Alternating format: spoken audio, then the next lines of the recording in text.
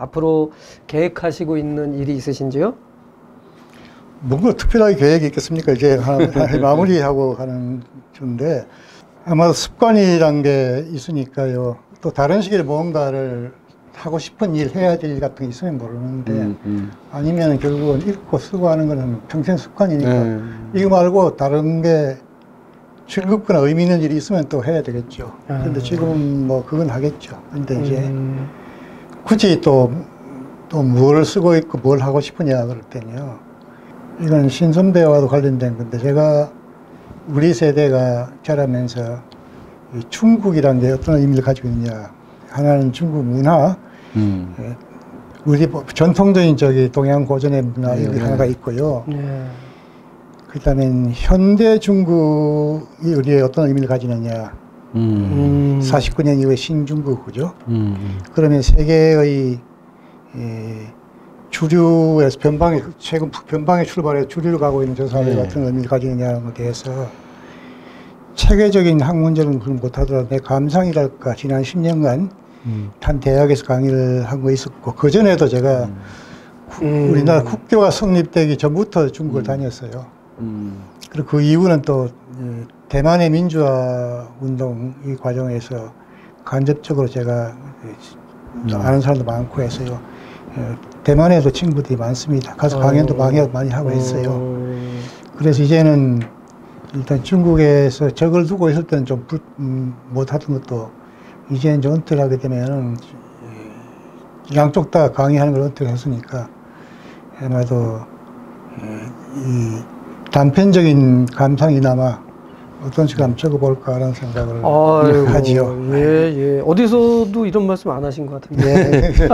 저희 더울에서 아까 TV에서. 질문을 했기 때문에 이걸 뭐 넘어가지 못하게 생각이 들었어요. 개인적으로 안경환 선생님이 이제 많은 책을 쓰셨으니까 많은 사람들이 그 다 책을 읽어볼 수는 없잖아요. 그러니까 안경환 선생님 스스로 자서전이든 회고록을 쓰셔서 거기에 자기가 해온 걸 좀 정리해 주실 필요가 그러니까 자기를 객관해서 이제 자기 평전을 하나 써야 되지 않을까 하는 거 하고요. 그것도 있겠네. 개인적으로는 저는 선생님이 셰익스피어 평전을 쓰셨으면 좋을 것 같아요.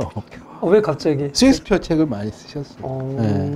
그건 뭐 셰익스피어에 대해서 그건 어쨌든 셰익스피어 작품은 제가 에세이 형태로 법률 에세이로 전 작품을 다 읽고 세 권을 썼으니까요. 우리 학교에 셰익스피어 전공한 교수가 계신데요. 그분은 셰익스피어 책 쓴 게 없어요. 차라리 저는 안경환 선생님 책을 통해서 셰익스피어를 읽었지.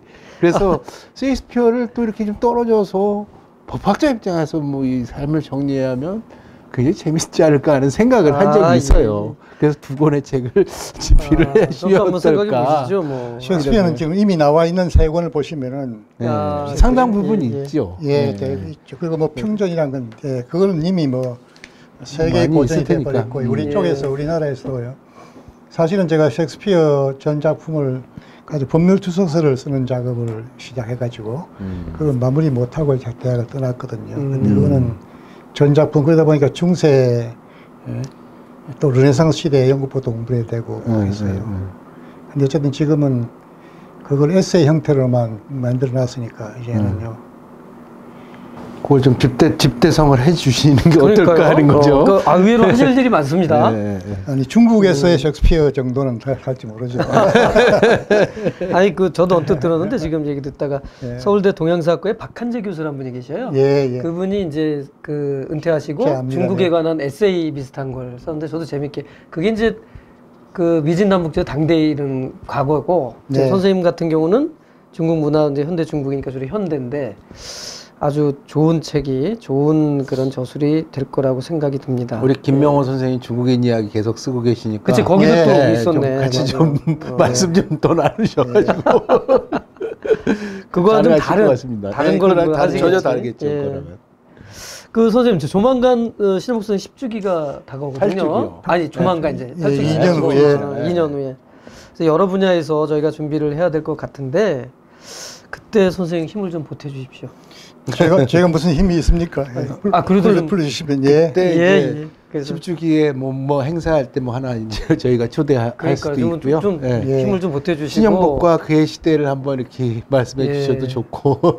아니 뭐 선생님이 갖고 계신 여러 힘을 좀 보태주셔야 될 것 같은 느낌이 들었습니다. 이번에 인터뷰 신영복 선생이 사실은 아버지 때부터 하고 싶은 게 사실은 김원봉에 대한 것을 평가하고 평전을 하고 싶어 했어요. 네, 쓰시고 싶어 했어요.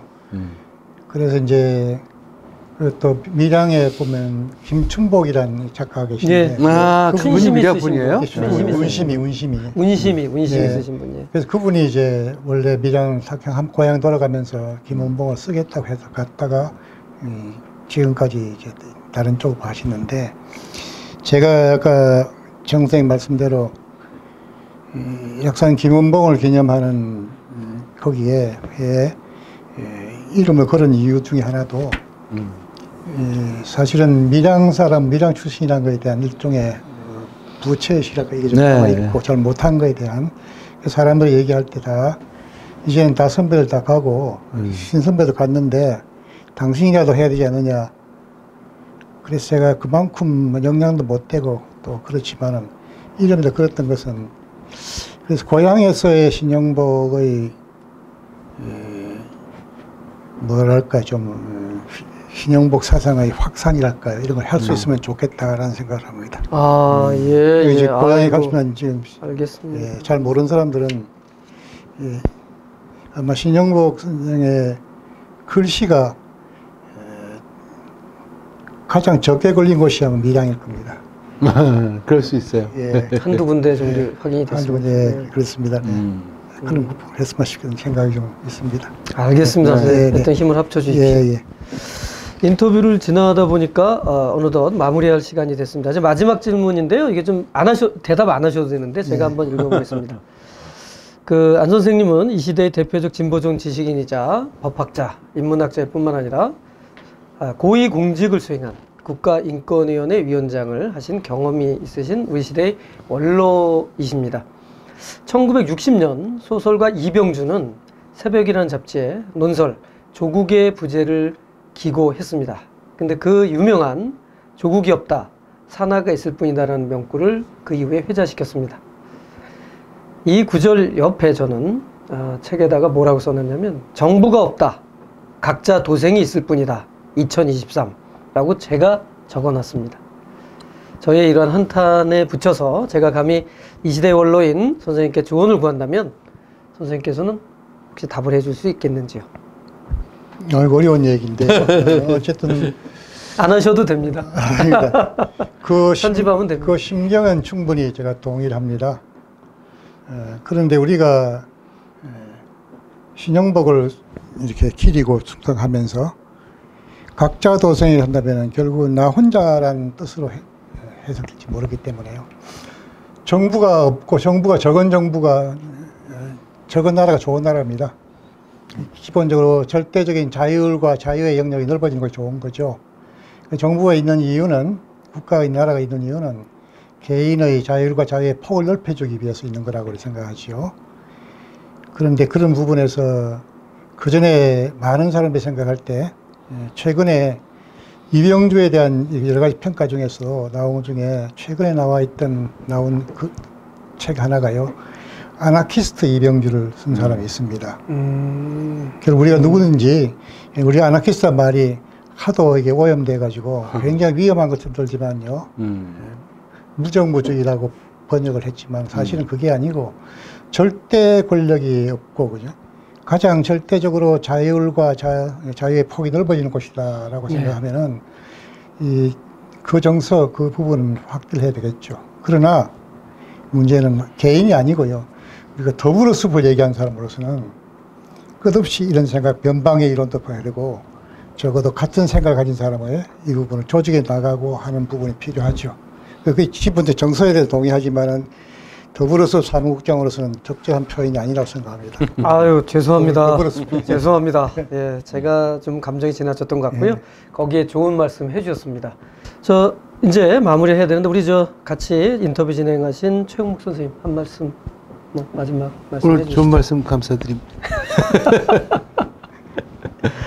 예, 선생님 아주 긴 시간 거의 뭐 2시간, 3시간 가까운 이 긴 시간의 인터뷰를 진행해 주셔서 너무 감사하고요.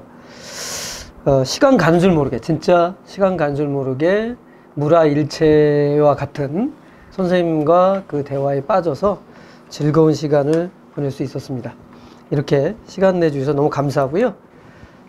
오늘 인터뷰를 마무리할까 하는데 혹시 더 뭐 덧붙이고 싶은 말씀 있으면 하시고 마무리하시죠. 귀한 자리 불러주셔서 고맙습니다. 예, 그러면 이걸로 마무리하겠습니다. 모두 감사합니다. 감사합니다. 네, 고맙습니다. 네.